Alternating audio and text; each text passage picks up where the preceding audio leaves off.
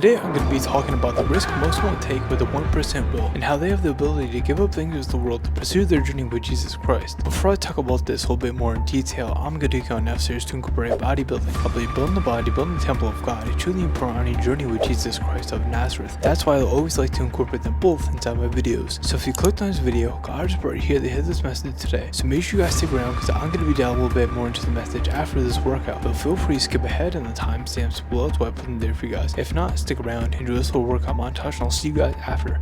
So enjoy.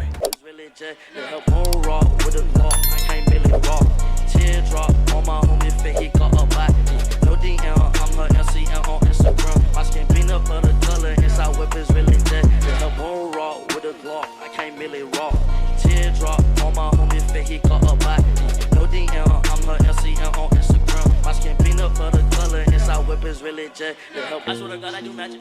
I fought that bitch and I vanished. Pull off on white bands of them denim. Her pussy looks Kylie Jenner. Looking to freaking to pussy to eat it to yo. My day, my aunt, she ruler.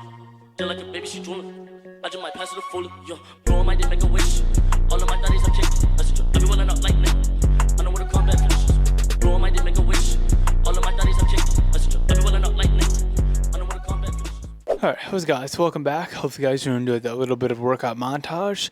Got shoulders out of the way, and we're going to be moving into the topic of the day, which is going to be the risk most won't take, but the 1% will. And I from fear number one says, we know we are set apart. So I'm going to be talking about the 1% first before we dive into the actual topic. I from here from Leviticus 20:26 that says, you are holy to me because I, the Lord, am holy, and I have set you apart from the nations to be my own. A breakdown is, you are holy to me. This is a personal holiness, which means being set apart for God's purposes. It reminds the people that their obedience is not about empty rituals, but about an intimate relationship with God. So when you're set apart, and when you've been on your journey with Jesus Christ of Nazareth, you've been working on oneself, you've been working on the inside, the inward part of yourself, you could help the external, so you could help the outward part, the world, and serve other individuals for the kingdom of heaven. And you got to be aware of that. Before you even do any of that, you guys have to build a relationship with God to do so. Before you do anything for the kingdom of heaven, before you even set yourself apart, before you become a 1%, before you even become a chosen individual for the kingdom of heaven. And you guys have to be aware of this and acknowledge that you have to build that relationship. It's really important that you build your foundation upon the rock. That's why Jesus gave us that parable about the person who built their foundation on the rock and the person who built their foundation in the sand.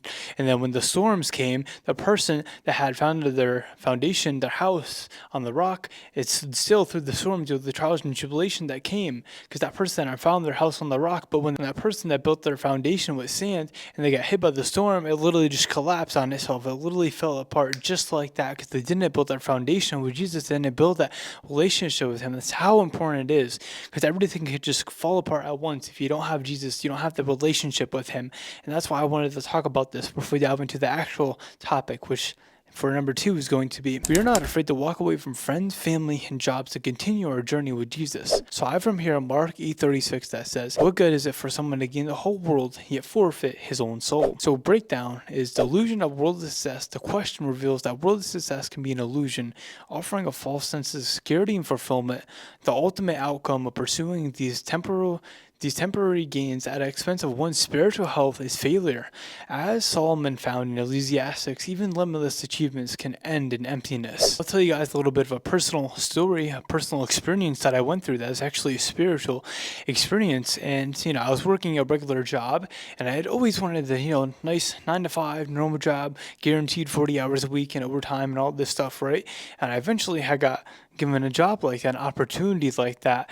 And, I was working that job X, Y, and Z, and I could see that things just, something wasn't right. I literally was not being able to live in my spirit. My relationship with Jesus wasn't as there as it was before, and things were just falling apart, mentally, physically, spiritually. Everything was collapsing, and it was because I was pursuing the world's validation. I was pursuing these worldly things in my life, and I wanted worldly things, and I was, literally just crushing my relationship with Jesus Christ of Nazareth.